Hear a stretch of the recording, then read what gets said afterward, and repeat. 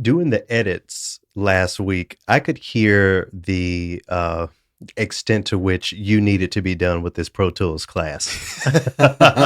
Was that bleeding through? I hope that it ended positively for you and that you feel like it was all worth it.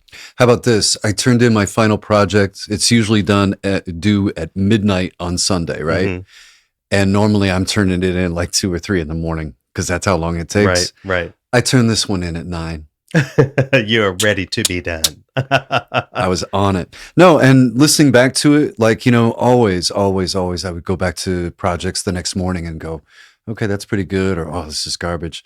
I went back and I listened to the final project and I thought, you were proud of it. That is tight. You were proud of it. I was. Well, I'm happy for you. Thank you, man. And I'm glad that you have some more digital audio workspace tools under your belt. I certainly do. You're gonna help us get that Emmy that they won't give us, that we deserve. Hello, everyone. This is Opus 154 of the TRILLOQUY podcast. So last week, right after we got done recording, right after I've spent all of my time in the second movement, talk about Drake and, oh my gosh, his dance music coming back, Beyonce puts out her own dance track. I texted to you to listen and make sure you heard it. We won't play it here, but listening to it had to have reminded you of a certain time in your life. I was but a wee lad in the early 90s when that sort of music was, all over the dance clubs and that sort of thing. But it had to have taken you back listening to that type of electronic, meeting piano, meeting the boom baps or whatever. That sort of sound would have been right as I was ending my career as a mobile DJ. So that whole vibe was very present at the wedding receptions after about 10 o'clock, after people have had a few things to drink and everyone's feeling a little, Sure. And, you also play a little, you want to warm people up, you might throw some big band or 50s, 60s out there first, for the parents to get out and shake a leg. But yeah, by the time 10 o'clock rolled around, we were into current hits. So in exploring the things that sound like this new Beyonce composition, again, some of that music from the late 80s, early 90s, we were going through to see what it reminded you most of. And we ended up here. Just by the hi-hat, you can tell something is coming.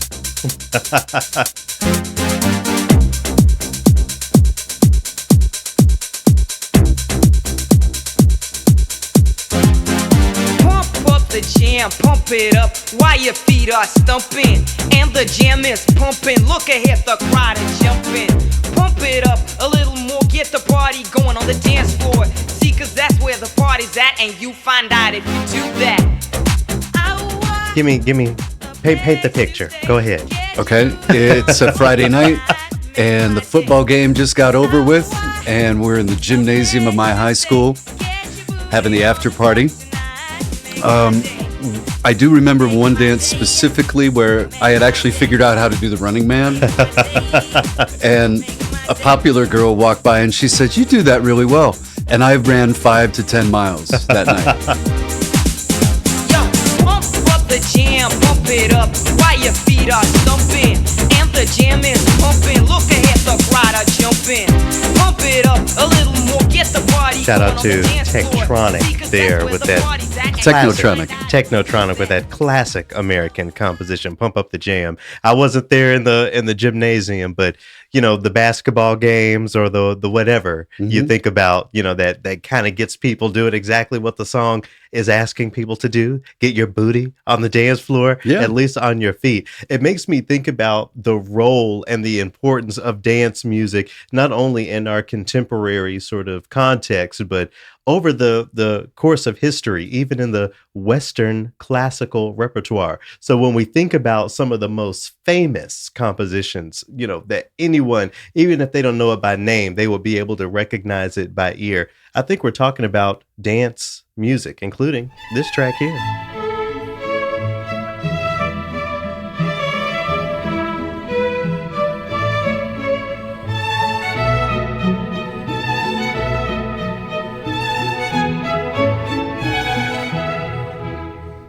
Let's just keep it real. This is such a effing snooze. compared to what we just got done listening to, but it is dance music indeed, the famous Minuet by Boccherini.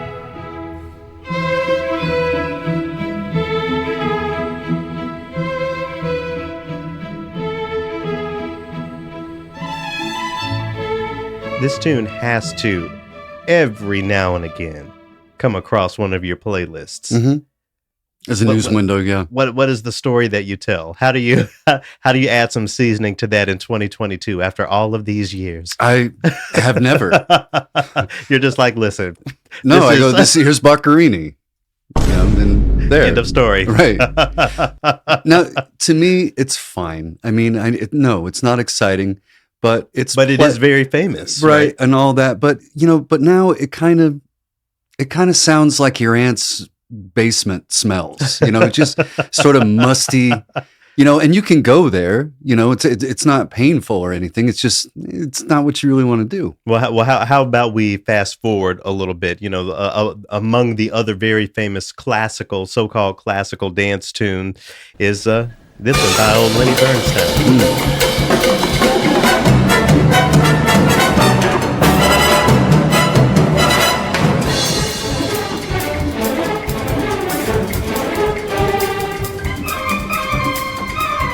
Still got the hi-hat, right? Mm-hmm. That's still going in there.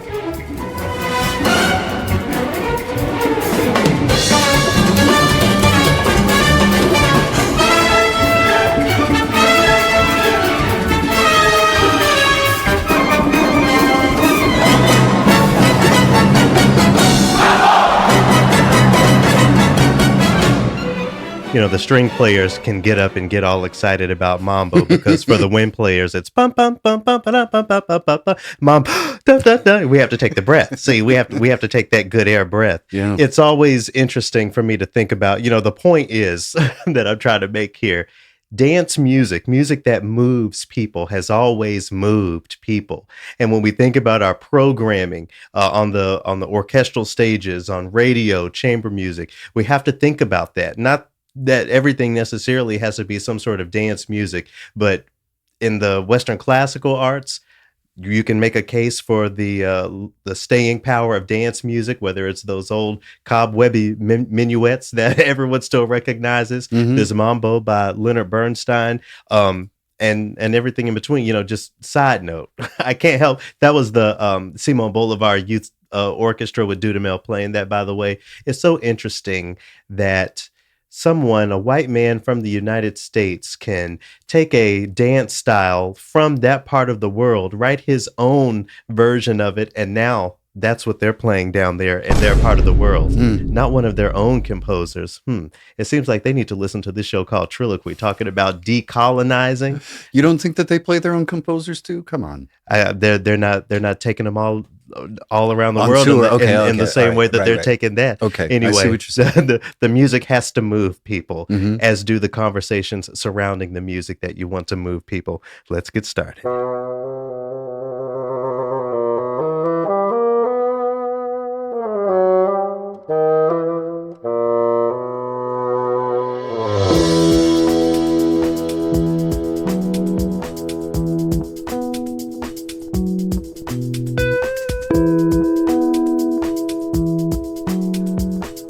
I'm Garrett McQueen. I'm Scott Blankenship.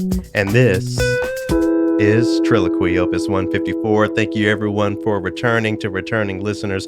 Thank you so much for your continued support and keeping us on the map as one of the most vital podcasts on the topic of decolonizing classical music. Sorry, dinner was extra good tonight, so it's I might have to take a couple. Let me open this soda now before my sugar-free vanilla Coke. Thank you, everyone, for returning. To new listeners, the TRILLOQUY podcast is a show that takes the phrase classical music and broadens its scope. We take pieces of music, we take conversation, some of which that has been traditionally approximated to the idea of classical music, some not, and we throw it all into the pot toward decolonizing classical music and forming an American perspective and context of that phrase that is more expansive and more inclusive. For more information on the Trilloquy podcast, feel free to visit trilloquy.org. You can check out past opuses and you can donate to the Trilloquy podcast. In addition to your support, Trilloquy is made possible in part by Springboard for the Arts. More on them at springboardforthearts.org. I want to send a special shout out to the Seattle Symphony. I did some workshops for them, Scott, with their musicians. We talked about equity. We talked about challenging the idea of classical music. I asked the members what are examples of pieces of music. So when we talk about diversifying playlists and programming, when we talk about what we add, we have to talk about what we take away, right? Right.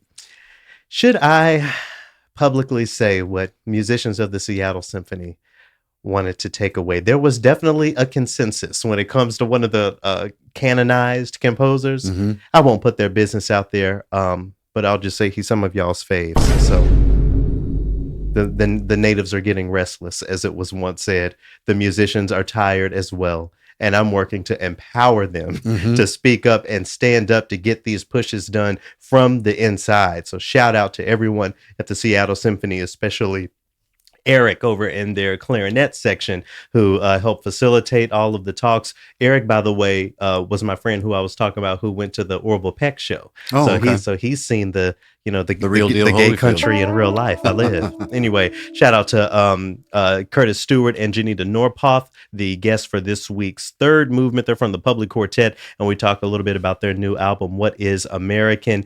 In the final movement, we're going to talk about the government, just as everyone else is, I'm sure, this week. But for now, let's go ahead and jump into movement one. You got a natural for us this week.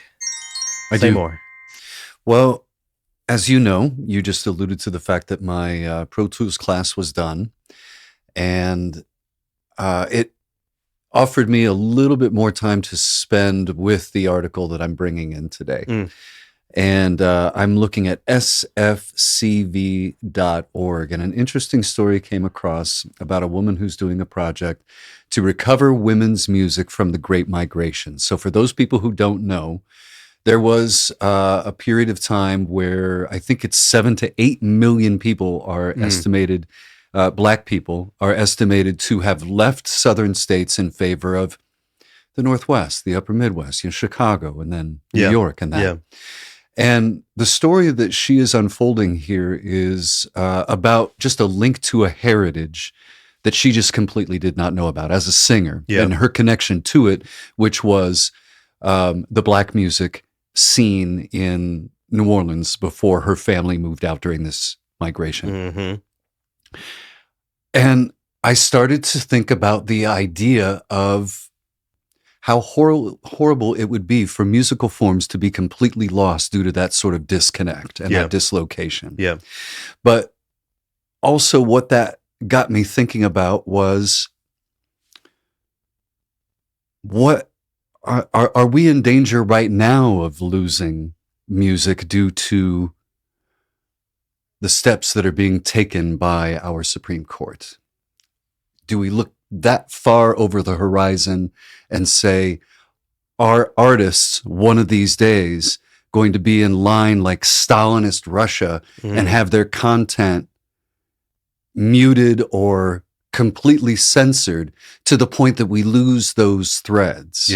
With that source of music, that heritage.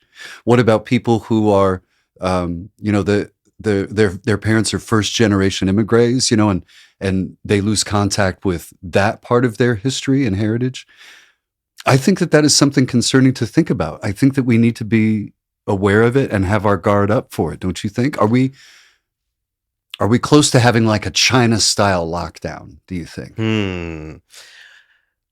Let me circle back around to that. I want to get to that. But before we engage that conversation, I'm just going to offer a little bit from this article. At the beginning here, it says, growing up in Oakland in the late 1950s, Michelle Jacques didn't know anything about her mother's past in New Orleans, not about the racism that her mom encountered day to day in Louisiana, not about the financial prohibitions that prevented her mom from buying a house in the state, and not about the reasons her mother decided to leave the American South for Oakland in 1957. There's a quote here: "I didn't know anything about this," said Jacques, who's now an established singer. That information was hidden from me. That generation, they didn't want to dwell on stuff like that. There is a very important conversation that needs to be had around that concept in general. When we talk about these music history classes that you take in college, of course, when I was coming up, it focused exclusively on Western Europe. As I hope that folks are expanding what that looks like, and what a music history curriculum should include. I think you have to, especially in an American context, talk about the Negro spiritual and Harry Thacker Burleigh and all of that, but talk about why it's significant that that composer was so dedicated to preserving the spiritual. He was dealing with the same thing. A lot of those folks didn't want to sing the work songs or didn't want to return to the spirituals. It was too close to the surface. Right. That was a remnant of the past. So we almost lost that. So, but again, before we get into what you were speaking to, I just have to, honor Michel Jacques for that reason, because it's so easy for this history to be lost forever, even just by getting cut off from one generation.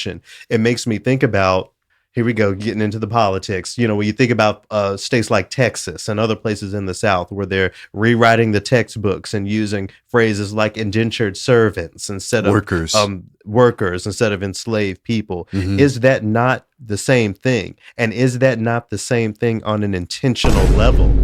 You mean eugenics? Blocking off that history and the power being in understanding that history. So, when you talk about when you're approximating this subject to what's going on in the government and everything, I think it's just, so important to understand the recurring nature of some of these ideas, especially, as it relates to our role in it. We have to play a role in making sure that this history is preserved, that the stories are preserved, that the dialogues and conversations are preserved, because there's danger in not doing that. There's danger in forgetting the past. And as we have been seeing with the government, yes, the arm can come down to erase the history, and it, in essence, erases the present in many ways. Certainly how we act and move about in the present if we don't have that historical narrative and that historical context to lean on. So again, when you're asking that question, should we be at this point with the Roe v. Wade thing last week, should we be worried about how far that stretches out? I think we're there. We have evidence, of, and maybe not necessarily purely in music, but we have evidence of the powers that be really trying to rewrite the narrative based on history in that way, cutting off that line of understanding.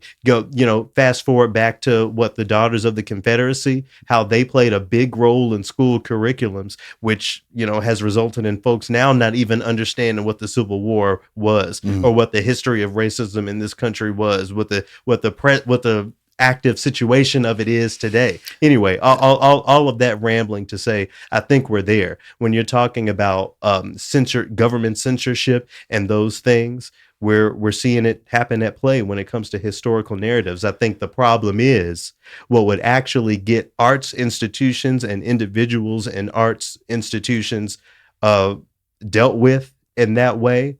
Folks are conditioned enough and are obedient enough to not even brush against those things. Right. But so another thing that Michel Jacques points out in this article is that she can only work on like maybe 5 or 6 of these artists trying to rebuild, they're trying to find the music and get the catalog right, and preserve it, archive it.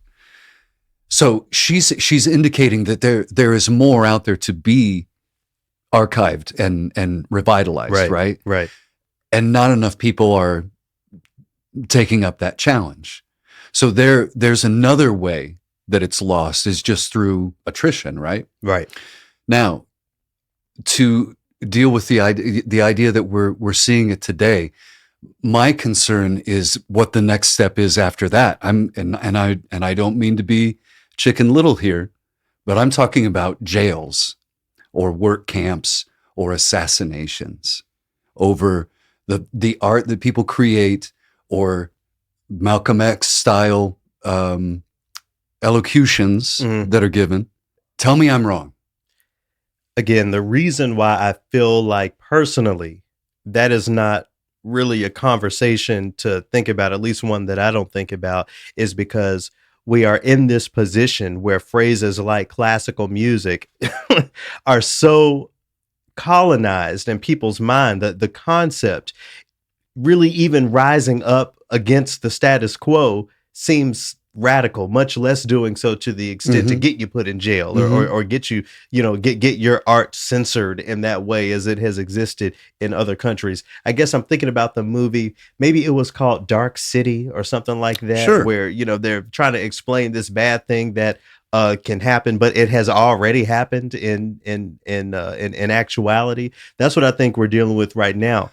Because of capitalism, because of systemic racism, because of all of these things, everyone is trained to behave, especially in the arts. I was talking with a composer when I was in New York with the American Composers Orchestra, who basically was talking about how every conversation in the arts, especially in orchestral music, is like a job interview. Everyone's being so safe, and there's no provocative dialogue ever happening. That was one of the inspirations for TRILLOQUY, to actually put that into the ecosystem. So again, I always feel like I'm repeating myself on this show, but what it boils down to, in my perspective, is the fact that folks in the arts, because of the highly competitive nature, because of the capitalism that's involved there, the systemic racism, all of the patriarchy, all of these other things that I can name, the conditioning is strong, and the conditioning is at play. People won't step out. I mean, and some will. I won't make any blanket statements, but for the most part, I don't think it's something for us to worry about, that level of government interaction and interference in the arts, because folks are too well trained to do anything that would even lead us to that. Wow. Okay. So then the last question, how do we get people to wake up from the matrix and from the dark city and realize that? Well, I think it's perspective. I think it boils down to perspective. I put myself in a lot of interesting positions in my work and in my life, but it's because there are certain things that I just can't stand on the sidelines and watch happen in the arts. That's why my life has been turned the way it is. I can't be neutral. I can't not involve myself. So I think, if I can do, and folks who engage in this work as well, if we can do everything we can to just share the perspective, the why behind the activism, the why behind the conversation, maybe there can be something there. That perspective, has to include conversations on freedom from capitalism, because if the organizations that give us money, if we accept the fact that money is all they got at the end of the day, and if that's something that we don't have to operate under, what would that mean for those institutions? We have to properly contextualize racism's impact on the industry, all the way down, again, the point of this show, to that phrase, classical music. There is an agenda at play when we use that phrase and we center it in on Western Europe. I mean, there was certainly agenda at play when that culture came over here to the United States, the culture that we did not create, and that is, not ours. We ignore our classical music to accept someone else's, the racism and the violence in that. Using the word violence itself sounds radical to some people in that regard, but it does not sound radical to me. For me, it's where we are. I think the other thing to consider is that, you talk about the jails and when are, people, arts activists, when will we get to the point to where folks will make an example out of them? Well, they don't have to. The industry doesn't have to. The government doesn't have to, because up until recently and to an extent still today, I feel like the punishment is, no, you keep your black ass and your music out there.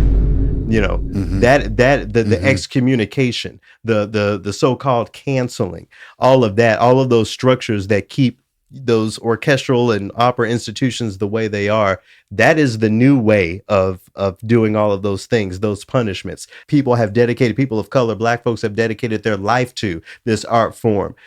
We can't engage, or they can't engage, because of the status quo that set up the barriers that are set up in X, Y, and Z. I feel like I'm going on, but that's just kind of how I see it. That is, I think, is a very provocative question you raise in conjunction with the preservation of history and the role of the government and all of those things. I think we need to break free of that conditioning before we can even have the conversation of how the government will react to arts activism. More of us need to stand up. Like I'm more saying, of us need to be radical. Sure. Like I'm saying, I'm not trying to be Chicken Little, but I think everything is on the table at this point. Every concern is valid and in play at this point. So that's where my head went. Check out the article on Michel Jacques at sfcv.org. Among the pieces and archive, back up your shit. Take pictures, back up your stuff. Physical archive. Shout out to Dabu Seru, who was way back in season 1 of TRILLOQUY. I looked at one of his panels maybe about 6 months ago, and he was talking about the importance of physical archiving. One of the questions I asked him during the question and answer, I was like, well, at one point, are we just going to lose history because everything is digital? You know, when the bomb drops or whatever, and they're coming back after 1,000 years, there will be this blank spot of no records because everything is digital. And his response basically was, it's up to us to make sure that's not the case. So do what you can, learn about your history, pass on the history. You know, I have to shout out my mom, who has done extensive work on our family tree. And because of the history of slavery, there are those dark spots, where we will just never know who came. And it's, I don't know, it almost wants to choke me up thinking about that. But, you know, all of those things considered, just do what you can to ground yourself in your history, to know our history, to understand the history of music in America, so that we can't continue to be conditioned by these white supremacists and these white centric definitions of classical music. Do that work. Anyway, among the pieces of music that Michel Jacques features in her project is music by a woman named Blue Lou Barker. I know how you are with the roots and all of that stuff. Did you know that name? Blue Lou Barker? I didn't either. So I'm learning here. Yeah. And this is, like she points out, this is what she was able to do, because there's so much. So if you think about Blue Lou Barker just having some new life breathed into, her music and having it be archived like this, there's probably at least half a dozen others that were in her immediate vicinity who were on the same level and doing the same thing, and we won't know. And we have that conversation, just not where we should have it. If I could tell, if I had $1 for every time I was in a music history class, and one of the dollars, one of the teachers was like, "Oh, just imagine all of the Bach 4-part motets that he probably just threw away," and and I'm sitting there in the classroom like, I don't give a damn about none of that. Okay, is it 12:15 yet? I'm hungry. It's lunchtime. Anyway, but I agree with you. All these folks whose names we will never know. So I'm always grateful to learn more names. Blue Lou Barker, among all of that, the New Orleans style music that she put out there, the most famous of them is a tune called "Don't You Make Me High," or some people know the song as "Don't You Feel My Leg." That's even the more, you know what's happening in that room. Anyway, so here's a recording of that. It comes from 1938. Blue Lou Barker singing "Don't You Make Me High" to get us into our next accidental. Don't you feel my leg? Don't you feel my leg? 'Cause if you feel my leg, you wanna feel my thigh. And if you feel my thigh, you wanna go up high. So don't you feel my leg? Don't you buy no ride? Don't you buy no ride? 'Cause if you buy some ride, you're gonna make me high. And if you make me high, you're gonna tell a lie. So don't you make me high. She on that cussing. We like to think of all of this like highly sexualized music and stuff as, oh, you youngsters, or we were so modest in our day. She said, anyway, y'all heard what she said. Yeah. I was also, though, listening, in addition to listening to those lyrics, I was listening to the clarinet. We have so many traditions that you can have a master's degree, maybe a doctorate in music in the United States, and not be familiar with this tradition of music that is uniquely American, the stories that are connected to it. You really have to take your hat off to women like Michel Jacques, because they're not teaching it in the music schools. It's true. So, I mean, It's true. somebody got to teach it. Yeah. And she's preserving it. So, I mean, shout out to her. That's so important. That'll be linked in the description. All right. Well, I have an accidental this week. I'm going to have to pass a flat over here to the opera industry. I'm reading here from the New York Times. The headline is Opera's Lack of Diversity Extends to Offstage, a study shows. Here's a little bit from it. It says, opera has long grappled with a lack of racial diversity. Black, Latino, and Asian singers have struggled to be cast in principal roles. Works by composers of color have rarely been performed. And according to a study released on Thursday, there's also a striking dearth of minorities behind the scenes in the ranks of opera administration. The study by Opera America, a service organization for opera companies, found that only about a fifth of employees and board members at opera companies in the United States and Canada identify as people of color, compared with 39% of the general population. What are your knee-jerk reactions to that? The writer did not say black. The writer did not, specify any specific community in that statistic. He said that 1 in 5 is any kind of person of color in the United States and in Canada. So what are we supposed to do with that? Like, it's obvious in the lay of the land. Look at the material. It's obviously in the lay of the land that there are conversations that are not happening in most rooms. To be honest, 1 in 5 was higher than I thought it would be. I didn't have a figure in mind, but when I read that one, I didn't blink. It wasn't shocking. Yeah. Well, it tracks. One thing, I don't know, seemingly, maybe some people will call it a semantic thing that I'll call out here, and a lot of my behind the scenes work, this one issue of that word identity, or the phrase identify as, I think we have to tweak. I think when organizations talk about, X% identify as whatever, the point they're trying to make is that they have utilized self-identification in their demographic data getting, whatever phrase that is. So instead of saying, oh, I see these people, 2 of them are black, they do polls where everyone, does their own self-identification so the information is as accurate as possible. I feel like that's why the language is put in there. Like it says here, only about a fifth of employees and board members at opera companies identify as people of color. What we have to flip is making sure that we use that word identity as it applies to the way the data is gathered and not who these people are. I don't identify as black. You don't identify as a man. That's just what you are. Through self-identification, it can be determined that this podcast is hosted by 2 men or 50% black hosts or whatever. So, I mean, is that point, if it's clear, it's clear for you, I just want to make sure it's clear for the people. I'm just paying attention. So as you're, putting together your data and making your reports, keep that in mind. I think about it really, specifically when it comes to trans people. We don't need to use phrases like such and such identifies as a man or identifies as a woman. They are that. That can be determined through self-identification data. We just have to make sure that we're very clear about how we word that. So just again, that little dust in the corners. But back to what is being discovered here. I have to say, in my work with the Black Opera Alliance, and the extensive, painstaking work that we did in doing our own research-based project on the lay of the land, of course, we found the same thing.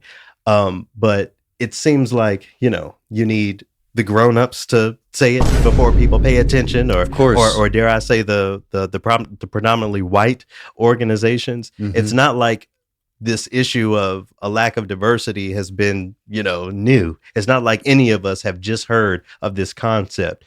Do you think, for what it's worth, one way or another, is Opera America the company that is the umbrella over all of these opera companies? Will that make the difference? Will New York Times posting their results be the thing for people? Maybe. And maybe not. I would hold out hope that yes, that would be the beginning. I'm not saying any big log jam breaking, but the pinhole in the dike, that starts leaking. one of the people interviewed in this article was Wayne S. Brown. He's a chair of the Opera America board, and he's quoted here as saying, "It's a time of awakening. We have to ask ourselves, are we reflecting who we are? Is this the image that we choose to project?" So, how many awakenings are we going to have? Because it takes me just a second to go to the New York Times 2 years ago, back in 2020, and find the headline, "Opera can no longer ignore its race problems." Well, I guess did they ignore it for the past 2 years? Mm-hmm. And now this data tells a different story. Mm-hmm. You can also find a list of participating opera companies in this data, where they're finding that 1 in 5 are people of color across the board, on stage and elsewhere. And it's broken down by budget. So you have folks here like the Dallas Opera, Opera Philadelphia, Seattle Opera, in this top tier budget category with over $15 million that they use. I imagine that's an annual budget. $15 million, and y'all can't find nobody black. Y'all can't find, nobody Asian, a member of the Latine community. How much money do these organizations need to actually reflect America and the talent and the lay of the land here? It's one thing, that we've and by we, I mean the Black Opera Alliance, have collaborated with a lot of smaller opera companies, opera companies with 2 people on full-time staff, right. So, we can have that conversation, and how equity for those folks is more of a challenge, not something that should be overlooked or ignored, but more of a challenge. There's that conversation. But when we're talking about organizations that big, something's got to give. Something's got to give, Scott. I read an article recently that was pretty pointed at PWIs, predominantly white organizations, that said, if you are trying to hire people of color and you're finding it difficult, look within the building to see. The call is coming from inside the house. Right. So you have to start. There's no shame in starting to ask yourself, why does a person of color not want to take this job? That is the key. Is the key. And let's take the benefits and the salary and all that away from it. You can say, yeah, we're offering $500,000 a year to come and work for this company, and yet no person of color will take it.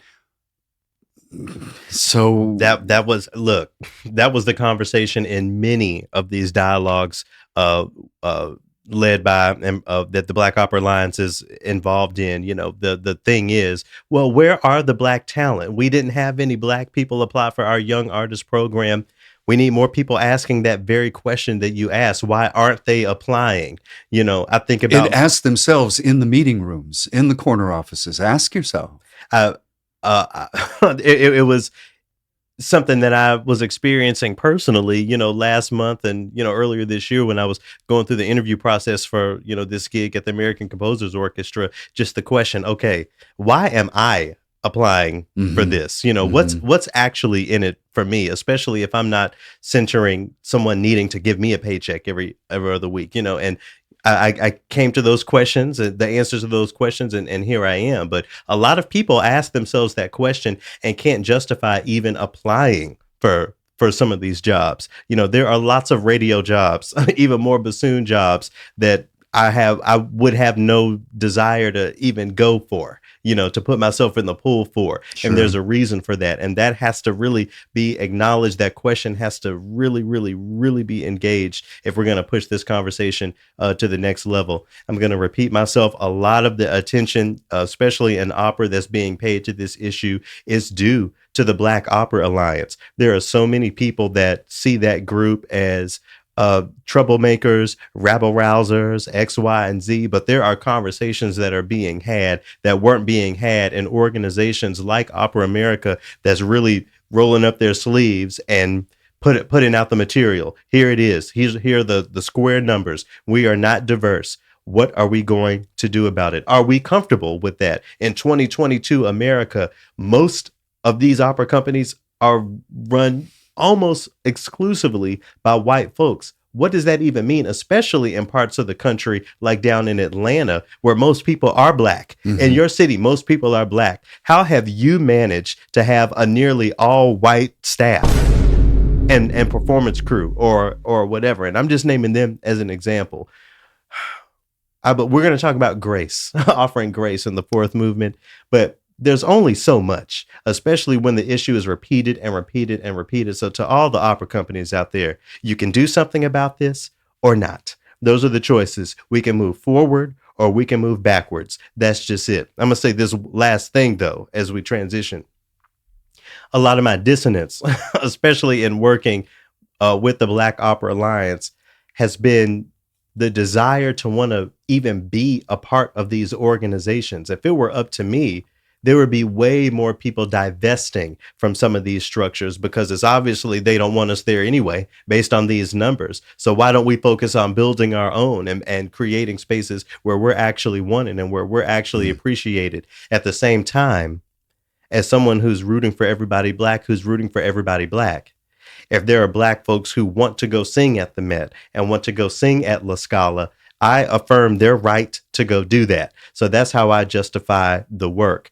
I'm mentioning all of that because we're going to transition with a little excerpt from a speech by Malcolm X. I cannot wait to go see this Malcolm X opera by Anthony Davis. I hope to go over and see it at the Met in New York to see, the look on some of their faces, some of these longtime patrons who were alive and hating on Malcolm X when he was around. That has to exist to an extent. Anyway, Malcolm X speaks to this issue of aspiring to these spaces and his thoughts on it. So I'll just let him speak for himself as we transition into this second movement. He himself set up. If the Black man has $20 billion, and these so-called Negro leaders are such geniuses that they can integrate white restaurants and integrate white factories and force themselves into that which the white man has set up, they should use this same ingenuity to show the Black people how to pool our wealth and set up something of our own.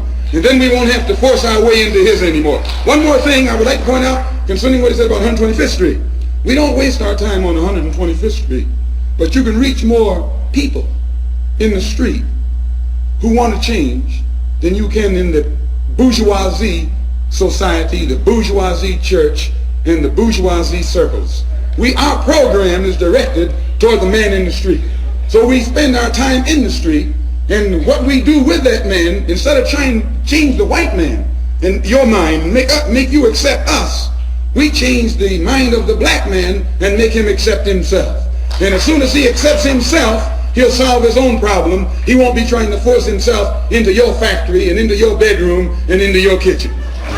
See, I feel like people don't hear what he said.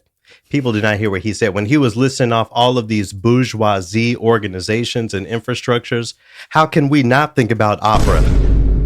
At the end of that, when he's talking about, if you know who you are, again, talking about preserving history and knowing our legacy, he said, when you learn to appreciate yourself, you won't be trying to force your way into their bedroom and their factories and their opera companies. Anyway, I hope some of that makes it into this Malcolm X opera. I hope there's some fire and hot sauce on this piece of music, because we have to have these conversations. We have to stop all of this soft shoeing, because the data is unacceptable. That is just unacceptable.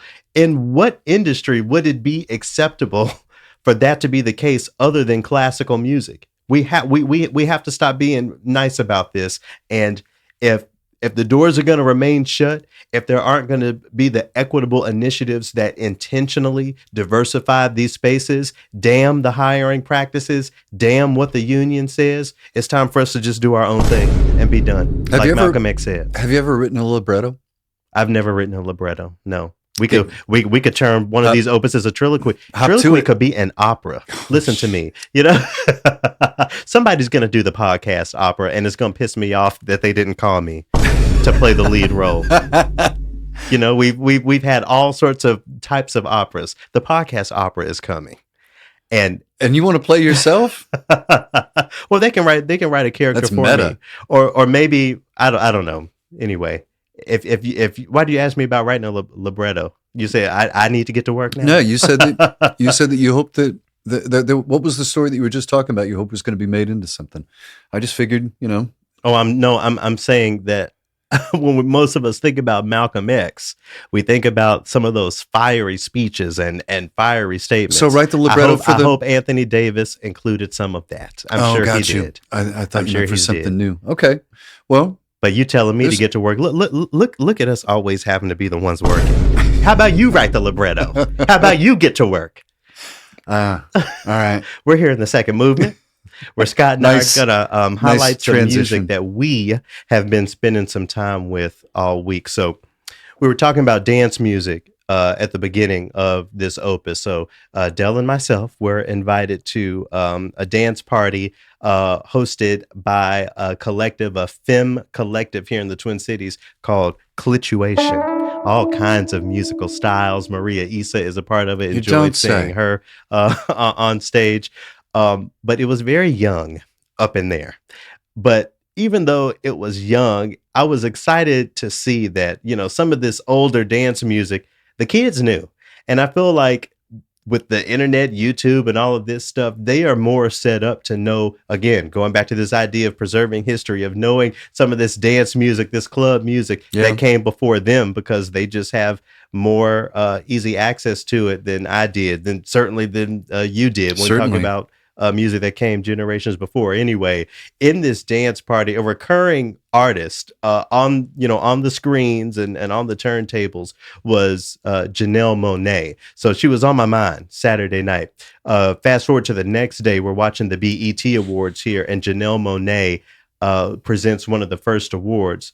And first of all, shouts out all the gays, which is, not, I won't say unprecedented on BET, but definitely a change from what I grew up with on that network. No shade, but shade. Yeah. Not only did Janelle Monáe very intentionally speak up and speak out for the queer community, she gave the Supreme Court a very solid fuck you. I mean, they had to bleep it live and everything. So between the dance party where Janelle Monáe is, a leading figure musically and artistically, and then getting to hear from her on the BET Awards last night, she's been on my mind. So I returned to the music of Janelle Monáe, and I discovered for myself a tune that I had not heard of hers. It's called BaBopByeYa, and I hope I'm pronouncing that right. BaBopByeYa.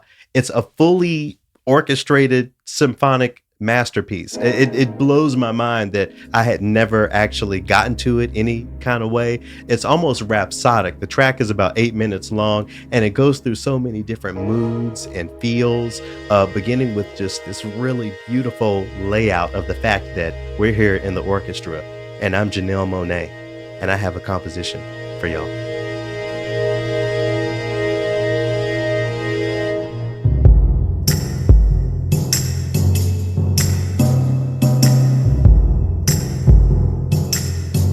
Now, unfortunately, that percussion sounds digital to me. It doesn't sound like a acoustic timpani, I'll say. What tips you off? I think it's the way that the reverb happens, but you still get the idea. We're listening to orchestral music. There's no denying that. You don't think everything's lining up a little bit too perfectly? Maybe that's what your ear takes you to. I'm going to the timbre of the instruments, but like I said, that doesn't take away from how brilliant this is. The only love my heart approaches, your tender eyes fill mine with roses. I drink your wine and never will my heart dry inside. So maybe a little bit of the jazz club vibe there. I'm feeling a speakeasy. Yeah, it's really beautiful. But she goes into many other vibes as well. One of my favorite parts of this piece of music, Janelle gets into that low brass, and when you hear the low brass articulate like this, you know something is coming. I hear echoes of your laughter in the corners of my mind, while I memorize each detail of your intricate design. In your hair there is a symphony, your lips a string quartet. They tell stories of a neon valley street where we first met. Now somewhere time. And I'm not even familiar enough with the track to really quote the lyrics, but it sounds like your hair is a symphony, your lips a string quartet. So she's even in the lyrics playing on this idea of symphonic music. I haven't been this excited to learn about a new to me piece of music in a long time. There are, I did find one live performance of it. I think it was the Emery Orchestra performing with Janelle Monáe. But like I was saying, maybe last week or the week before last, about the Kendrick Lamar, the music is ready for the symphonic stage. It doesn't really even need arranging. It may need transcribing to a degree. So we have to do that for the orchestra. But as far as orchestras engaging audiences in new ways, we have the content. We have the material. There is no reason why we aren't playing this. I mean, there's no reason why we shouldn't be sharing this with our communities. Maybe, Janelle Monáe is very tight with the scores and the music, or we don't know what goes on behind the scenes. But just discovering, for me, this music was really, really, really special. What was your knowledge of her music before you found this piece? I mean, I feel like I was fairly familiar with the dance music, some of the R&B stuff that she has done. This album came out in 2010. The album is called The Archandroid. I hadn't heard of that. Yeah. So. I guess I'm asking, is this a departure for her? Does this stand out from the rest of her catalog? I guess that's why I was so excited to find it, because it fits perfectly and it makes perfect sense for her based on the different types of music she's put out. I've just never heard it fleshed out so blatantly orchestrally in this way. Here's a little bit of the end, and I'll be done gabbing about it.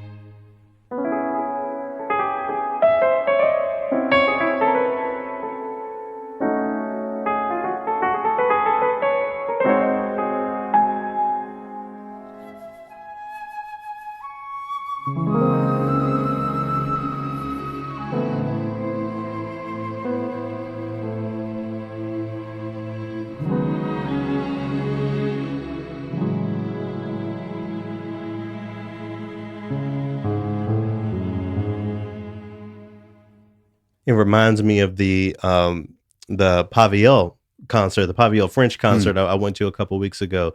Man, if we could just only get over ourselves and put this on the stage. We have all of the ingredients. We have the flutes and violins and low brass that you heard in that recording. We have, even if not Janelle Monáe there herself, the artists in local communities who can sing that solo line. We can think of it as a soul concerto, or however the orchestras want to categorize it. We have it. We have what we need to engage broader audiences, and even to engage broader audiences in a way that a lot of the most traditional of these musicians and gatekeepers can stomach. It's not like it's somebody in this piece of music actually doing turntable stuff and all of that stuff. It's orchestral music. Let's get into it. Let's get into it before it's too late. There, in the end, I do have to say that if that was MIDI, it was really convincing. Well, I hope I'm not offending whoever was in that original recording session, but I can't wait to see a video or hear an HD live performance of BaBopByeYa. So that was... You are really stuck on that. Why are you so concerned? I just want to make sure that we aren't bagging on a live band being tight when we think it's digital. I don't think. See, it's not the rhythm for me that listen. We are grown in orchestras. We can play perfectly together, as you hear on a computer. I'm listening to the timbre of the instruments, and that's what's making me think. If y'all know better, reach out and let me know. But to me, it sounded like computer instruments. I think it came across very well. It was very convincing. I can't wait to hear it played by a whole black orchestra. That's all I'm saying. Okay. What you got? I want to shout out an English composer by the name of Angela Morley. Worked a lot in what you might call light music, or dare I say, dance music. More like the sort of debutante ball sort of background orchestra. When you say light British music, a certain sound comes to meadows mind. And butterflies. Sure. And... the sort of film, the sort of music that they use in the background of educational films. And well, be careful, Billy, because when when the first time you go, some stereotypical thing like that. Sure. But in the United States, she worked a lot in film and television. And I have to tell you that one of my happiest moments, I didn't have a whole lot of happy moments in the last week, but one of the happiest was when I started listening to the theme from the television show Dallas, because she wrote that.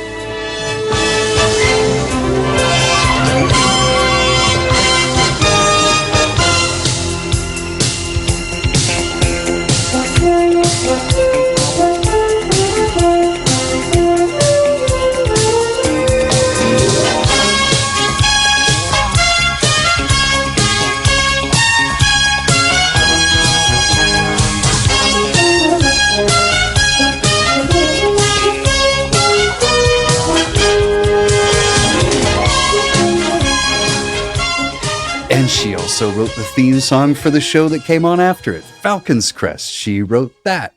She also orchestrated that one epic scene in Star Wars Episode 4 where they go down in the trench to try to destroy the Death Star. She orchestrated that whole series. She did Watership Down, the music for The Little Prince, all this sort of thing.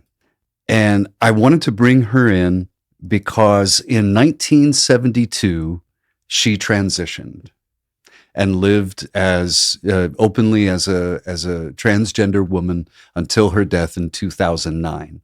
And when you listen to old interviews with her, nobody dead names her. Nobody says he and then corrects themselves. No, none of that.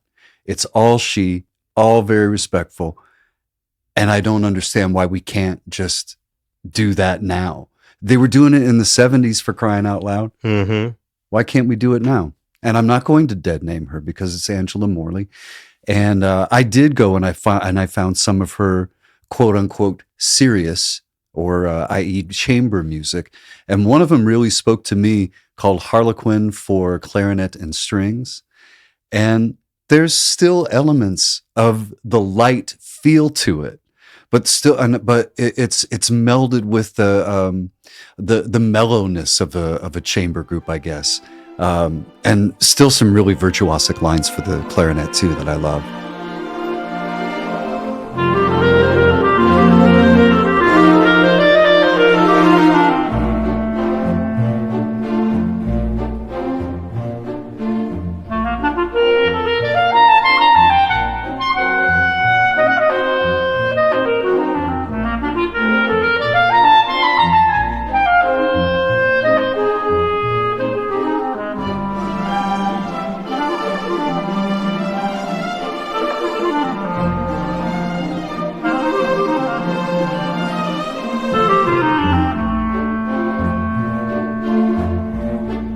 It's always a pleasure I'm thinking about that clarinet player. It's always a pleasure to play music that has some personality and music that you can add your own smile to, or your own anger or whatever. Really incredible. We're always talking about, creating these lists, Mm-hmm. the women composers, the trans composers and all that. One of my weak points, one of my dark spots are the gender marginalized composers, especially trans and non-binary composers. So Angela Morley is on my list now. So Yeah. I can be sure to integrate more of her music into the things that I put together, and hopefully you can take the opportunity if Andrea Morley's music comes across one of your playlists to really affirm the womanhood of trans women, or however you want to be an ally in that moment. That's a great opportunity to do that. One of the I guess you could say dance pieces that she wrote was that does come across my playlist every once in a while. It's called Rotten Row, and it's not rotten at all. It's actually sort of a little green space in a rather affluent area of London, as I recall. So, and it even sounds English. Like there's something about, I feel like there was like a specific camera filter, especially in the early '90s, where you could just tell a television show is British. no, I think like it's the cloud cover, a haze over the same haze over all of these shows. I kind of hear a version of that in a lot of British music. Even if we want to go back to, I'm forgetting the guy's name right now. Oh, Malcolm Arnold. That's the name I was trying to think of. When you think about that aesthetic, or even some Benjamin Britten and all of that stuff, it just kind of has that sort of oral English haze over it. And I definitely hear that in this music by Angela Morley. One of the interviews that I heard her do, she described a situation a lot like what we talked about a few episodes ago with Nile Rodgers. No, that would have been the end of last season, but we talked about Nile Rodgers going into the studio and having to find what the it of the song was, find the hook and do it quickly. She did that in the orchestral world. Yeah. They would have, something that they were going to do for film or television or whatever the case was, and they'd have a window of a day or maybe just hours and have to come up with jaunty little orchestral bits like what you just heard. Yeah, and among those folks are trans women, gender marginalized folks. So shout out to Angela Morley. Happy Pride to everyone. My queer sound there, the natural. Hope y'all go check out some more of her music. All right, well, we're getting into the third movement. This week's guests are Janita Norpoth and Curtis Stewart from PUBLIQuartet. They have a new album out called What Is American, and it really critiques the idea of American classical music as it has existed and puts a different flip on it. They do getting into the interview, we're going to hear a little bit from their improvisations on a string quartet by Dvorak, the so-called American quartet. It was called something else originally. We've covered that on this podcast before, but so they're doing that. They're digging into just other aesthetics that are uniquely American. There's, again, a lot of improvisation on the album. So it was just really, really a joy for me to sit down with Janita and Curtis to unpack this. The PUBLIQuartet has, for a long time been at the head of really thinking about something new and different for string quartets. The first time I heard them was way back when at a Sphinx conference, they were playing a piece of music that dealt with the work of Nikola Tesla. And the way that the music works, it's almost like you could hear the different electricities going up wires or whatever a laboratory by Tesla would have looked like. I felt like I heard it, so they've long been, just really revolutionizing the string quartet space. And this album, What Is American, is definitely an example of that. I couldn't talk to Curtis, though, without bringing up the drama that he was facing back in the Grammys when he was nominated, and folks, one of our favorite journalists, saying that, oh, this isn't really classical. Right. So I had to ask him a little bit about what that was like. And, also Janina, what's it like to support a colleague in the middle of that sort of media storm? So that's where we'll jump into this conversation and transition with the final movement of Dvorak's American String Quartet, their improvisations on it. So here's a little bit of that. Hope y'all enjoyed this conversation between myself, Janita Norpoth, and Curtis Stewart from the PUBLIQuartet.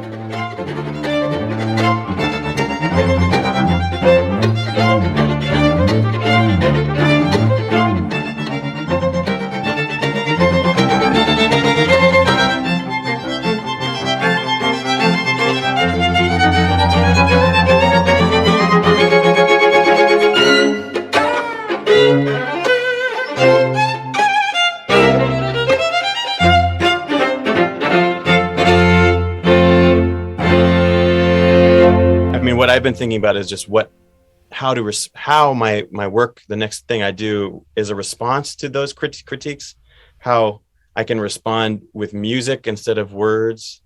I think the biggest thing for me was just that those articles didn't really attempt to give me a voice. I think that's the biggest thing, because the argument is fine. The idea that, the argument's fine. I mean, every genre has its argument of what is that, you can be in a bar and be like, that's rock music, no, that's alt whatever, and that's kind of fun. It can be fun, But when there's nobody representing the other side of the voice, and nobody's trying to highlight why it should be there, or as you were saying, where should it fit, or that's when it becomes a little like, what are you doing exactly? Mm-hmm. Janina, what does it look like to support your colleagues behind the scenes in the midst of media storms like that? Oh man, you have to ask Curtis about this. Well, they were great. They were so supportive. Yeah, they were wonderful. I guess the biggest thing is just providing a voice of sanity. That the bottom line is just like, if somebody doesn't get what you're doing, just fuck them. Like, when do you indulge the loudest complainer in the room, and when do you just move on and do your own thing? And there's so many more people that appreciate, I think, what you're doing, Curtis, and absolutely want to see it and support it. And I think that was true in your performance at the Grammys, and how just people were so ready to see exactly what you did. But it was so frustrating for exactly that reason, in that the people who were complaining the loudest, who has heard of them? Who's heard of these people? Who made them the authority of who can say what and what isn't classical music? And the fact that they were, accusing. If you looked at every other person in the classical category of the Grammys, it is very much traditional. Mm-hmm. Well, yes. Outside of Jennifer Coe, who made an amazing album and won the Grammy. She's she's the best. Yeah. Pushing boundaries, but somehow because it was classical, living composers through composed things that was acceptable, I guess. But it was all so the argument that the Grammys has lost respectability, or if I could see if everybody in the category was unrecognizable from what we are used to hearing, but it wasn't that way. And it was representation of all the capabilities that this instrument can do. I don't think Curtis's album would have actually fit into any Grammy category perfectly, and I think that just speaks to the creativity that is Curtis. But I think that's also a big problem in our field, is that we are so attached to rules and traditions that we don't allow for creativity to happen. Mm-hmm. And how are people going to move forward and advance what our field is capable of, and speak to a generation of listeners who are craving to know more music, if we limit what their influences can be? So I think that's just that's a bigger question for the people who were who took offense. Yeah. And what is classical? While that is a really big question, in your latest album, you ask a different question. What is America? I wonder if you can talk about how this album, this project, was conceived from those seedling stages. Was that a question that you asked each other in a rehearsal one day, or what's the story behind it? Well, really, it was our love for Dvorak that started the whole thing. So we were in residence at the Met Museum from 2016 to 17. Lamore Tomer just challenged us to be even more present and more programmatically daring than we've ever been before. One of the 7 concerts we did that year had to do with American music. And so we were like, what are we going to do for that one? What if we rework the Dvorak Quartet? Okay. And so we each took a movement or something like that. I think maybe Nick did too. And we just reworked each movement. And then we did some research, and based on the title of the piece, actually, do you know that the original title on the manuscript? Yeah, the Nigger Quartet, right? That's right. Crossed out. So, I mean, anybody can feel whatever they want to feel about that, which is valid. But that wasn't his title. Right. That was what an editor who printed it gave it that title, which was actually based, I think, on a review that the reviewers gave it that title. So I just that historical correction, I think, is super important. I didn't know that. So Do you know how did it get anyway? I'm interested in how that got published. I mean, the story that I always tell, basically in the context of Western classical music, is that a lot of the pieces that come with nicknames have nicknames that didn't necessarily come from their composers. So, the big example I offer is that the Moonlight Sonata is not something that Beethoven came up with. That was something external. But what I think is more important to note when it comes to the Dvorak is that someone at some point heard blackness in this music as Dvorak intended. Right. And considering that, I'm always thinking that we have to go in another direction with this nickname, the Afro-American Quartet, or something that shines a light on that black origin. Have those conversations happened? It is on this album as the American Quartet still, after all. Well, now it's Mind the Gap, What is American, Improvisations on Dvorak's Quartet number, whatever, Opus, blah, blah, blah. That's what it is. Gotcha.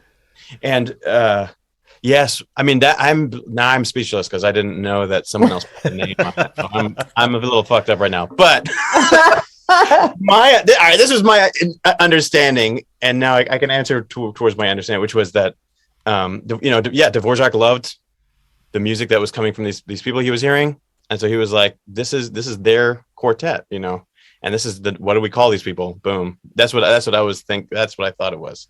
And so while that would be, that's not good, but it's also like, it's more like, he's just trying to attribute a name to a thing. But now I'm just messed up because of the, damn, that somebody actually called it that. Fuck. And I think what we have to consider is that there was some intentionality behind the circumstances that led to most people not knowing that or not understanding that. And I really appreciate this making an appearance on the album.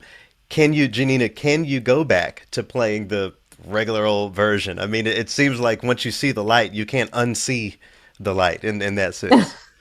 I mean, I've taught the regular old version, and I played the regular old version for Sphinx during the pandemic. Just the fourth movement.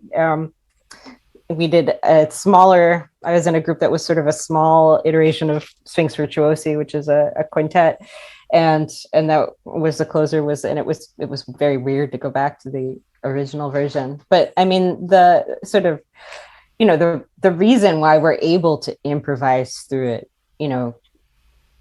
the way that we do is because all of those melodies are rooted in spirituals and Black folk music, and that that lineage, that music, that's the root of just so many American genres, from gospel to blues to ragtime to R&B to rock and roll. Just it's all coming to Copeland out, to Bernstein, Copeland to Bernstein to everything. Adams to Glass, everybody. Sorry, keep going. I'm sorry. I don't know where the Copeland and did we do those improvisations in the Dvorak? I don't know. No, what I'm saying is that American music is based in the blues. That's it. Period. American classical music, American anything music is based in the blues, which is based in the blues. Yeah, that's the language, and that's it.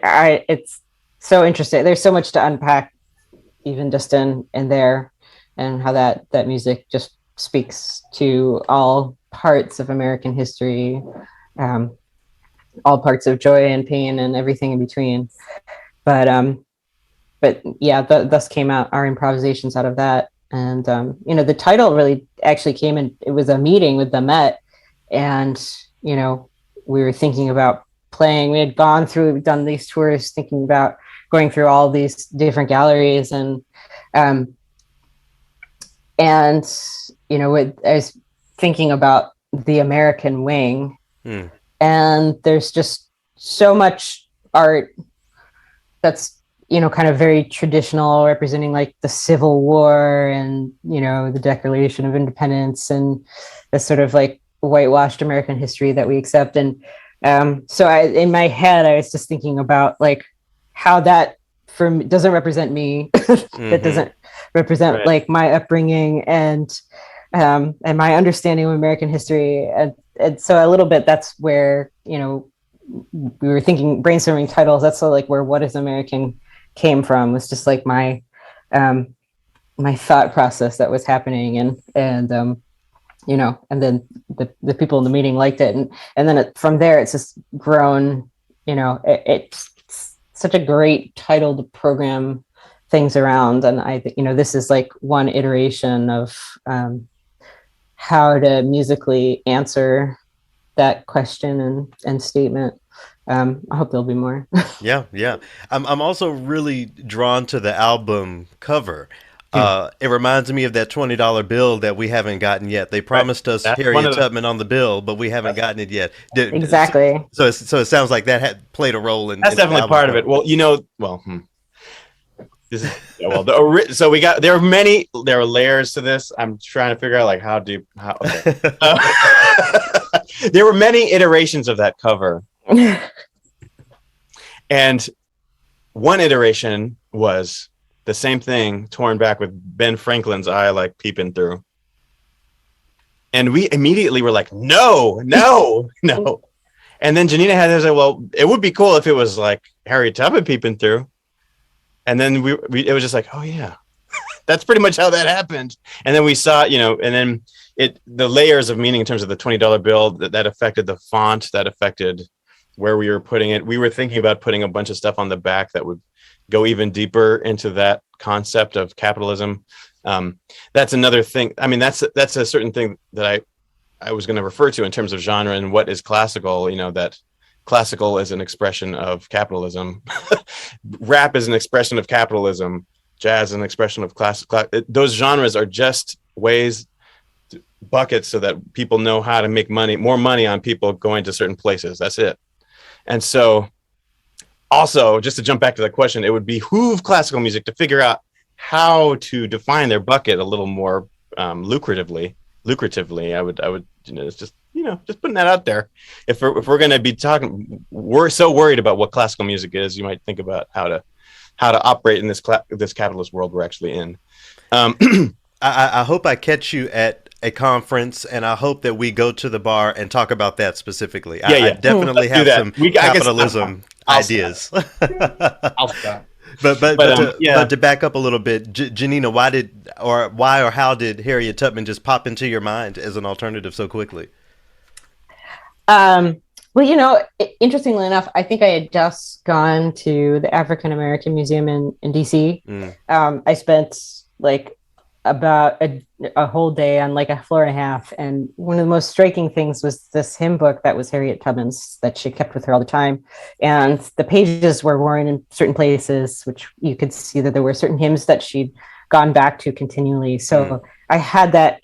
It was a really powerful image to me. It connected with, you know, sort of this idea of Dvorak and the spiritual, and all of the music that we chose to put on that album is you know, connected to that in some way, that lineage of all the different genres that has, you know, been a foundation of American folk music. And then of course the $20 bill that we never got, you know, and it's interesting to me that peeling back of the layers to see something that we should see and you know, the question of like, you know, who gets to hold the symbolism in American culture, who gets to be on the monuments, who gets to be on the money, who gets to be in these positions of power, and how, you know, and how impactful it is when we actually do see people in those places. We see women, we see people of color. It's incredibly impactful, and, you know, it changes a lot, I think, actually, because it just changes how people see themselves, and it empowers people. And, you know, I think it seems silly, but it's actually extremely powerful. So yeah, and I really appreciate, you know, this being one of the pieces that's sort of toyed with and played with, because we can talk about new music all day. I also believe in dismantling the respectability that comes with some of these, you know, so-called canonic pieces of music. With that spirit of improvisation, though, I can't help but to chase the rabbit off the trail in my mind of recorded improvisation as a thing versus hearing something that, you know, you'll never quite hear in that way again when we talk about live improvisation. Curtis, I wonder what your ideas are on that, improvisation versus recorded improvisation. Oh God. Okay, here we go. I try to be brief. I'll try not to go off on a non sequitur, a sequitur this time. Well, first of all, I think the second anything hits a recording, it becomes a composition. Okay. So like if I'm recording something and it hits that mic, it can potentially be a composition. The second you hit edit, it is now a composition. The second is, so that's how I see that. To record, I mean, our improvisations in that Dvorak are, it's not like we're breaking the mold every single time we play that piece. Just like Charlie Parker wasn't breaking his mold every time he was improvising on, now's the time. He was exploring his language. He was exploring the work he'd built on. He was talking through it. And I think we're talking through the piece every time. And so this recording of this, that's actually a problem that we encountered when we were trying to figure out the edits, because there'd be 5 versions. It was like, oh, all 5 of those are cool. But there'd be 7 others where we're like, no. But, there were 5 that we were like, those would be cool to use. And we just had to make a choice. So it's all of a sudden a composition. You know what I mean? So I see. I'm not sure if that answers your question. I'm not sure that's the question. Definitely. Maybe PUBLIQuartet can come out with the deluxe version of the album like everyone else does, and we'll hear the other takes and the other cuts. Different, right? We're gonna phase out of this interview with Black Coffee that's on the album, and I'll ask you a little bit about that here in a few minutes. But when it comes to just the rest of the album, these original works, what is the process? I can't imagine writing a piece of music, but writing a piece of music in conjunction with other people, that seems like it adds a level of difficulty, a level of complication, if I may use that word. I think we function very much like a band and how that works. And it's usually one person coming in with an idea for something, and then everybody adding their part and adding ideas and sharing ideas. And, in my experience, like when I've come in with something, it's so incredible to have, to be surrounded by so much creativity, like that's often the hardest thing as a composer, as a creator, to get started with something and get started with an idea. And so often you like run into blocks or ideas. And so if you are able to bring it to like 3 other creators that then just give you endless amounts of information that you can go back and choose from and be inspired by and come up with something, it's awesome. And oftentimes it's like you come up with something that's just way cooler than anything you would have come up with on your own. Yeah, I was thinking about that. It's like Voltron, I was thinking about that today, because I was like listening to some of the stuff that I've created. I'm like, wow, it's just so different than anything that I've created for Quartet. Like, so like, I think we each have different processes. Like somebody will bring in a chart and then we'll improvise on it and it'll grow, branches and, whereas some people, like, for example, what I'll do is I'll have us improvise on various sections of something and just see what comes out and then kind of curate those. So the end thing is actually less improvisational because we're just executing what we had already done. Yeah, sure. Okay. You know what I mean? And I appreciate the Voltron reference, maybe for the folks listening who are a little younger. Power Rangers, maybe it was similar. But no, Power Rangers is not quite. Let's see. Yeah, well, that's as good as it's but yeah. And in addition, I'm also really intrigued, about all of the vocals on the album. It's in the students I've taught over the years. I mean, getting them to sing is just the hardest thing to do. Your ensemble is fully comfortable with getting up close to the microphone and whispering or doing whatever, the music requires you to. Is there significance around your actual voices being on this album and not only your playing your instruments being on the album? Well, there's a hymn that comes at the very end of Dvorak that it just felt like this needs to be sung somehow. I don't know. It was just like it's a compositional technique. And I would say actually I personally am not comfortable singing. I'm not sure how you feel, Gina, but like the point is it's almost like we've done so much with our instruments that just has to come out this other way. That's how I see it. I don't know. What do you, Yeah. No, it's like at the end of the day, there's like it's all about getting the story across. And sometimes the story just requires something that the instrument can't do, and there's just no replacement, for words. Sometimes, I mean, we use it only as much as we really have to. But, and I think that like, that just makes it all the more powerful, because it often like will connect people to the music in a different way, even if it's just like hearing the words once and then hearing them played on the instrument, and you hear the phrasing, you hear the harmonies in a different way. I'm thinking specifically of like the get-ins at the purchaser's option, which we did an arrangement of. And then it's funny, everybody thinks that hymn at the end of the Dvorak, they're like, who wrote that? Did one of you? And we're always like, that's Dvorak. That's Dvorak. That's the quartet. It's just being sung by, and it's funny too, because it's like, when you're a student, there's times where your teacher is like, you have to sing this. You won't understand this. You had to play this until you've sung it. And it's a little bit kinetic, a little bit like that. Yep. Yeah, and I'm one of those teachers, for the record. Like, yes, you have to. If you can't sing this, how can you possibly play that? But, as we start to wrap up here, social justice, even as realized through music, is more than just raising awareness. The point is the justice. The point isn't the awareness. So, with that in mind, and maybe even with this album in mind specifically, what do you hope for the listeners to be activated toward, or to at least think about, that might inspire some sort of action toward something? What's the broadest point of the album? Well, I think our initial intention with the album was just to make music that we love. I just want to just make that. Sure, of course. Yeah.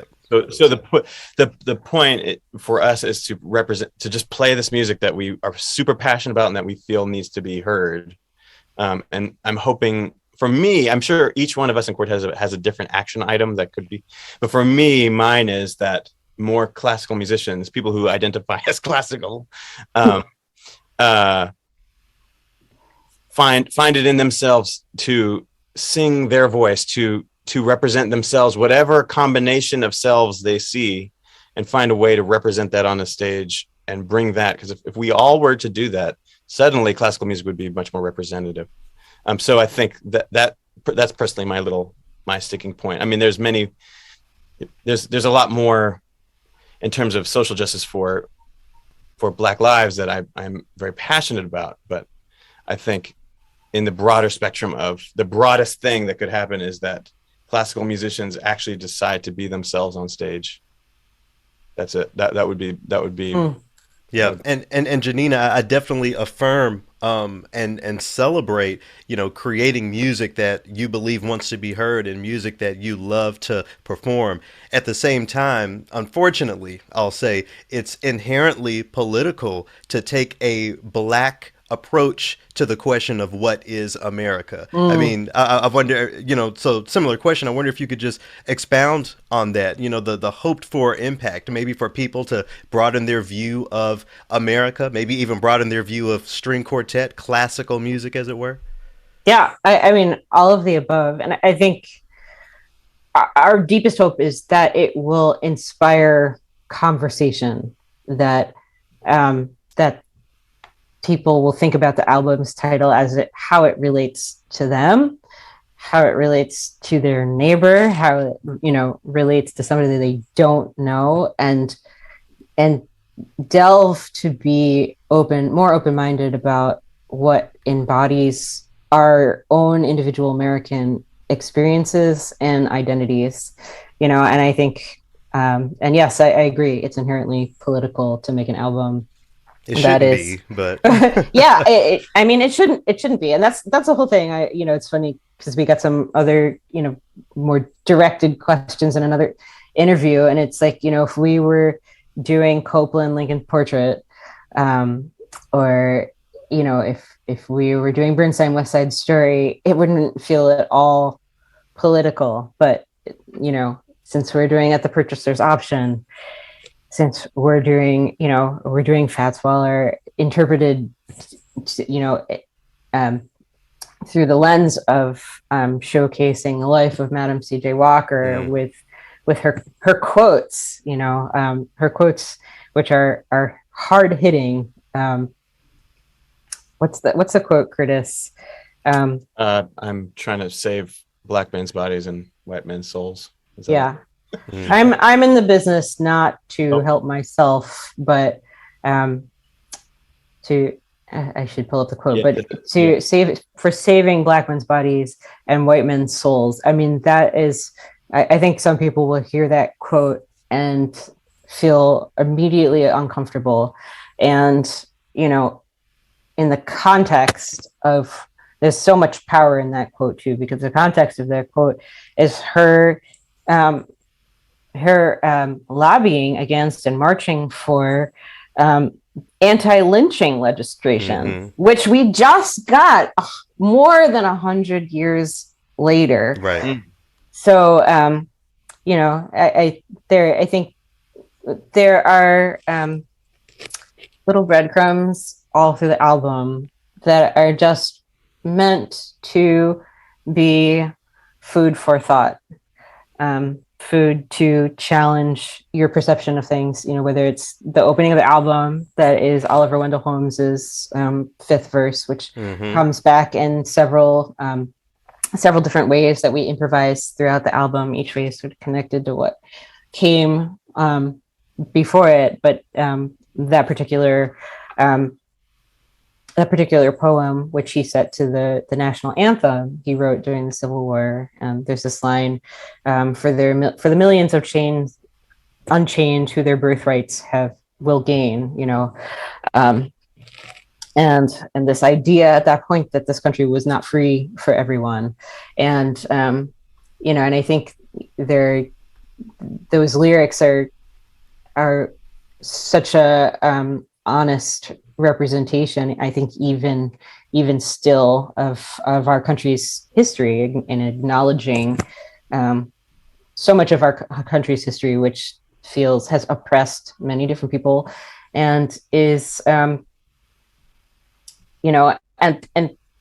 being able to acknowledge that existing in our history, whether it's for how many years slavery existed, or how many years it's been since the civil rights, how many more years before civil rights, nobody was equal except unless you were a white man, and how that is impacting our society today.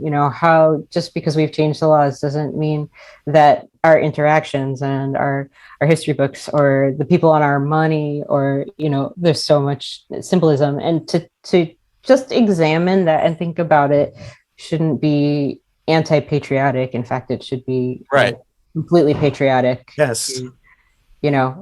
Learn and move forward, and have a more equitable place for everybody to feel proud of and patriotic for. Go ahead. Yeah, that's what democracy is, right? That's what it's supposed to be. The point is supposed to be conversation. How can there be an alternative history? How can facts be? These are facts. This is what Madam C.J. Walker said. There was a poster, advertising that you could buy a woman and maybe buy her daughter. There was, Oliver Wendell Holmes wrote this poem. These are just facts. This is not an alternative history. I'm reacting to one of those. That's why I appreciate your interview questions, because they didn't have, which is, it's like, this is not an alternative history. This is the history I was taught as a young person. That's what my father told me. My mom taught me a whole other history about like what happened in communist Poland. There's like there are histories beyond the ones that we are telling. It's not alternative, and the fact that yes, taking a quote unquote black perspective is political. That is the question that this album is asking. What is American to you? Why is it that taking that perspective is political? Why is it that is somehow non-American? Why isn't that part of your conversation on the daily? The reason that America is this quote unquote great place, the reason we have the financial grounding to be a military superpower. You know, why isn't that part of your thought about what America is? Where is the shame what is the shame that brings, so much so that you can't think on it? Think about the way Germans have reacted to World War II. Mm-hmm. Now let's talk about America. What is American? You know, and that is the question that I think we can sit with on the daily. I mean, I don't see that as a political thing. I just see that as like a soul searching. I see it as a patriotic thing, as Janina was saying, because it's like, yes, this is my country. We live here. We get the benefits. We get the hardships. We get everything. This is where we are. This is our country.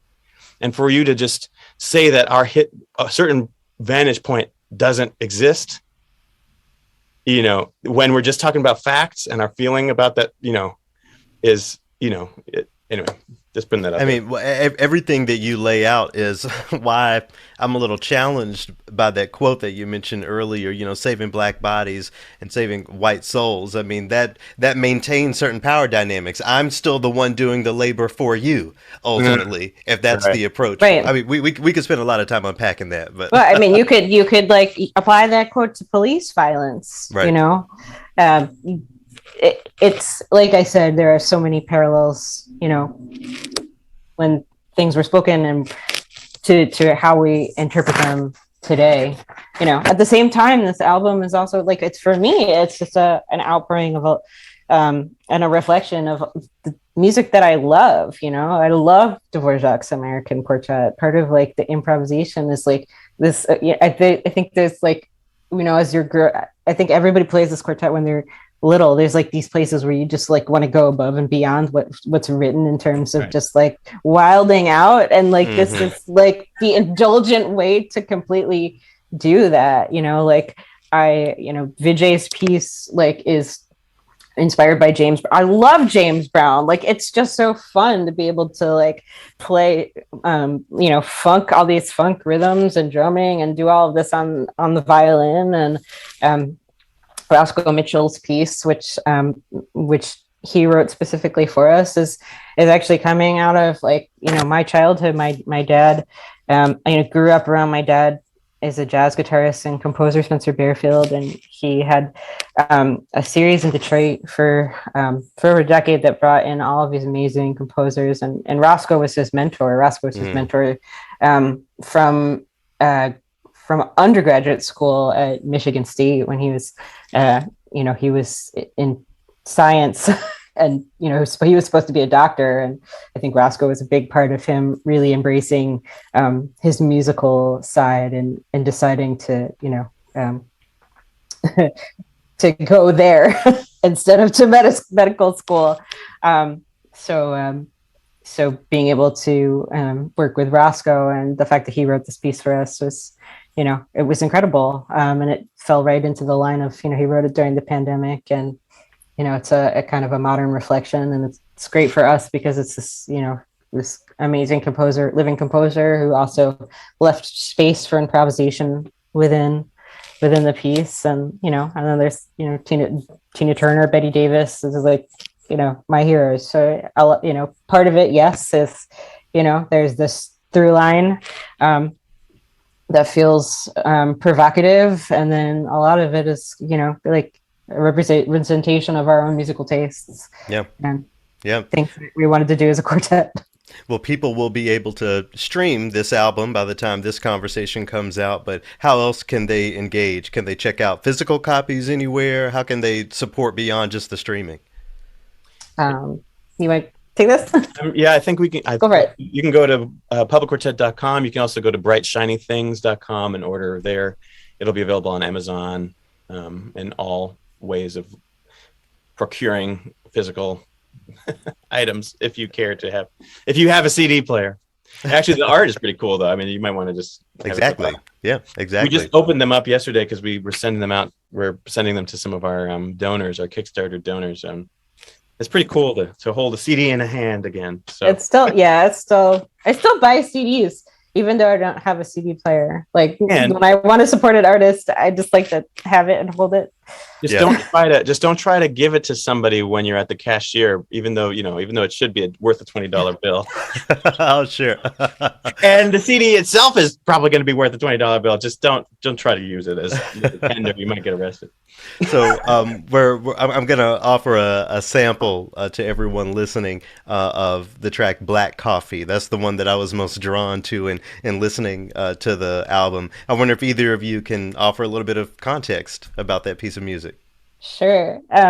So this is part of an improvisation on 4 different songs. And when we play them together, we call it Wild Women. It's because the last song is by Ida Cox, who wrote this feminist anthem in the 1920s called Wild Women Don't Have the Blues. And, and in the song, she basically is like, if the man doesn't do what I want him to do, I'm throwing him out, and my happiness is my own. And that's pretty provocative for 1920. So I was thinking, I knew I wanted to bring that particular song to the quartet, and I was thinking about other things that might kind of vibe with that. So the 4 women that are kind of embodying this piece are Ida Cox, Alice Coltrane, Betty Davis, and Tina Turner, who wrote Black Coffee, which we'll listen to. And I chose Black Coffee because the lyrics are very empowering, and it's reflective of embracing her own skin, but it's also one of the few Tina Turner songs that she actually wrote all of the lyrics to herself. So I felt that was pretty powerful as well, and wanting to include it. Black coffee is where it's at.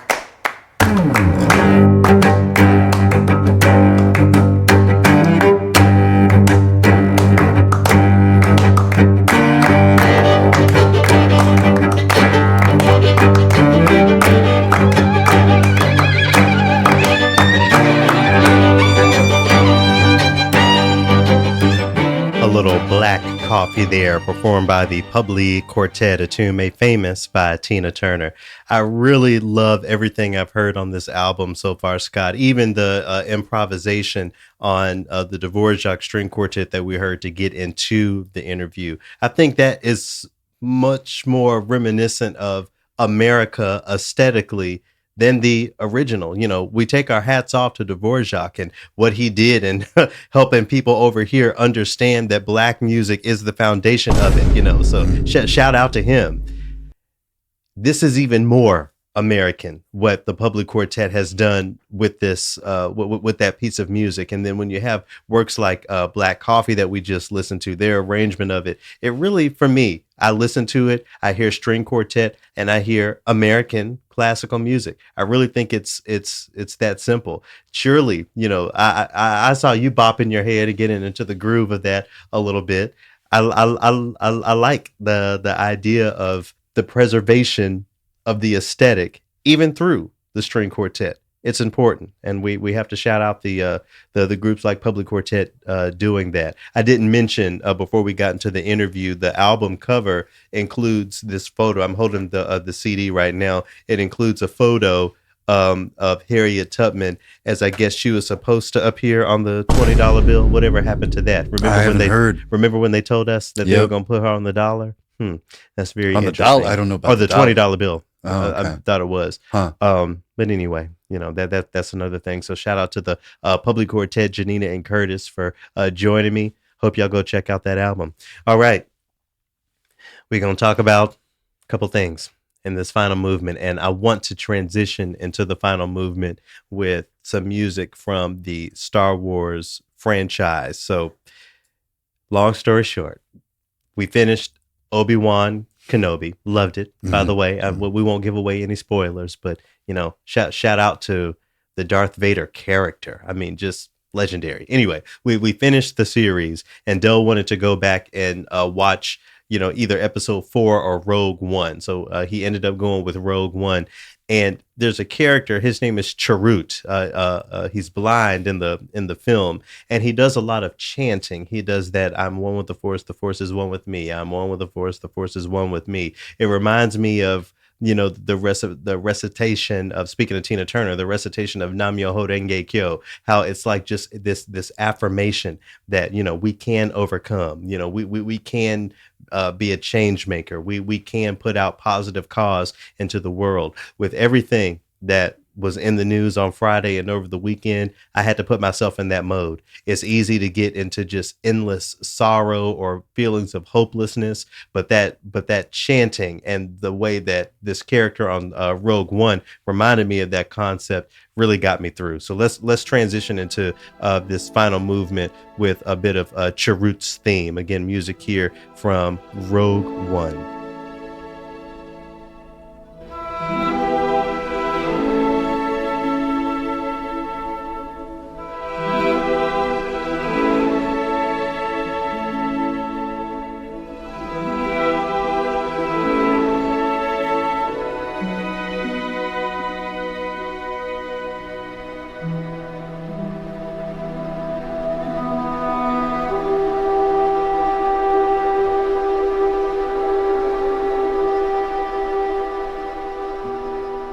Music there by Michael Giacchino. Let's stick with Star Wars just for a second. These people had a whole galaxy to try to save.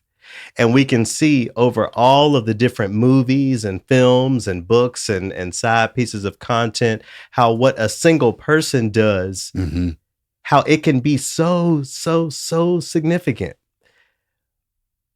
On Friday, everyone knows, I don't have to announce it, the Supreme Court undid Roe v. Wade. I found out because I'm in here doing my work, and one of the artist managers was in my inbox. We're working on some future guests, and she sends me a reply. She's like, "Oh, thank you for this. I hope you have a great rest of your day. All things considered, Despite or whatever." everything. And I'm like, "Okay. Is it another shooting? What then happened?" So I turn on CNN and I see that. Shock isn't even the word. I never considered something like that, something that could happen or something that would happen, especially considering, and I don't halfway pay attention to much of the news anyway. But my understanding is that the past few court justices that got through were very directly asked about Roe v. Wade, said one thing, and here we are in this situation. You mean perjury? It's baffling. It's baffling to me. We can't be hopeless. That's what I got. We've already talked about multiple times the way that we affirm a woman's right to choose and all of that. At this point, I think the conversation is even bigger. For me, what I'm thinking about is organization. What I'm thinking about is standing in the face of what will ultimately be illegal, but not wrong, not innately wrong. Having the courage to do what we can as accomplices for women and gender marginalized people in helping them affirm their rights. It's a really, really, really scary time. It's a really scary time. I know in the first movement you were talking about, when are the artists going to be getting locked up, or is that where we're headed? I said what I said in the first movement, and I understand where you're coming from, because these things getting undone, to see what's happening, to see where the discourse is taking us, it's easy to lose that hope, but I'm hanging on to it. I believe that we can all do something in some way, especially those of us with platforms. Words are just words at the end of the day, but words impact action. Words impact the way people think. And that's what we got as artists. Many of us have more than the words. We have the music. We have to figure out how to engage this conversation, because standing on the sidelines obviously is the wrong thing to do, especially at this point. So many people didn't see this coming. Here we are. We talked about, I don't know if it was after the Buffalo shooting or the Uvalde shooting. You said, what is it going to take for somebody to go into a white private school and start shooting it up, to go into an orchestra hall and start shooting up? And I said, as gruesome as it sounds, yes, we're not far away from it affecting you. And I'm pointing at the white person across the table from me, because whenever a group like this gets into power, it's great to be on that side. You know, when somebody else is being kicked or put down and you're getting all the bennies, right? But after all the baddies are gone, that group doesn't just stop that behavior. They start looking inward. So maybe you're the weakest one of all the tough guys. And you got to go, your weakness. What if you're over 80 and diabetic? What if you have different needs? What if you have a family member whose IQ is below a certain level? I guess what I'm getting at is at some point they could come for you and there will be nobody around to say anything. It's almost like, so one of the conversations that me and Dill had over the weekend, is this how the country feels? And all of the media that I see, social media, what I turn on TV or whatever, there's clear opposition to the Supreme Court and what it has done. The president who put those Supreme Court justices in there didn't elect himself. And, you know, I don't want to be divisive because I don't feel like, you know, in light of the action that the Supreme Court is taking against its citizens, I believe that we need to have more unity than not. But I would be remiss if I did not make the point that statistically, most white women voted for Donald Trump. I'm blown away. You can look up any article you want to. Yeah. That uncomfortable truth also has to be acknowledged. So is it most people that actually feel this way and we're in our own little so-called woke liberal bubble? I mean, are we dealing with something that most citizens are against, or are we just in our own little echo chamber? I mean, I feel it's almost question. like being gaslit, know, and am I the one? Am I in the minority on this issue? But even if I am, even if we are, that's no reason to give up or to push back. So, you know, I don't want to be divisive. I said what I said about the voting. I think it's time for us to figure out a way to work together. In the season 3 finale, you talked about grace, offering grace. As we engage these conversations on our side of the debate, I hope that people can offer folks who are all on the same team some grace. I see a lot of fracturing of our communities because of what folks don't know, namely when it's addressing this issue as not just a women's issue. There are trans men who can get pregnant. There are implications for people with disabilities. When it comes to this, of course, we talk about rape and other violence as it aligns with this conversation. There are many nuances about it, and many of us have misstepped and are going to misstep. Let's remember in the Hunger Games, you know, one of the recurring themes was remember who the enemy is. And as much as we feel like we're on the brink of something very tragic here in the United States, I'm not ready to talk about enemies and allies in that way. What I am ready to talk about is let's get on the same page. The opposition has no problem being on the same page with these issues and doing what they can to create the status quos and the laws and get the people elected to create these situations. They are on the same page. We have to get on the same page. If you affirm bodily autonomy for women and gender marginalized people, you have to step up. Men have a role to play in this. Women have a role to play in this. There are many nuanced conversations along different identity and demographic lines that we need to have, but we have to be prepared to stand up. We can't lean on the laws or what a body that none of us elected says. We have to stand up. We have to protest. We have to use our platforms to speak out and speak against. We have to stop trying to be neutral. And, you know, to tie this to the arts, I have yet to really see it. Where is the arts and maybe they exist. Please tag me in something. Please put it in my inbox. Where are the arts institutions speaking out plainly and unapologetically and unnuanced about it? Where are the orchestras that are saying we stand against the decision of the Supreme Court? Where are the opera houses, the radio stations that are saying that? Are they saying that, or are they agreeing through omission? Are these arts institutions that care about your bodily autonomy and will fight for you as hard as y'all fight for it, or not?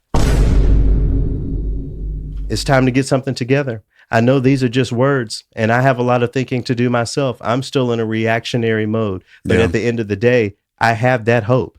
Speaking back to that hope, I cannot give up. And a part of that not giving up is doing everything I can to say what I can in whatever way that I feel like I can say to bring folks together. We have disagreements. There are things that are going to, keep us separated, especially with things like racism and the patriarchy and capitalism involved. We have to group up. We have to do what we can to oppose the Supreme Court so that we don't continue to see more rights taken away. We have to recognize the Supreme Court for what it is historically. A body that takes away rights, not gives rights. We have to be unafraid to have the conversations that dip into these political discussions, because we see what happens. We see what happens when history is erased. We see what happens when generations long narratives just go away. And we see what happens when a certain somebody gets in a certain position of power and puts other people in positions of power. And here we are. What's next? I don't know. We'll see y'all next week.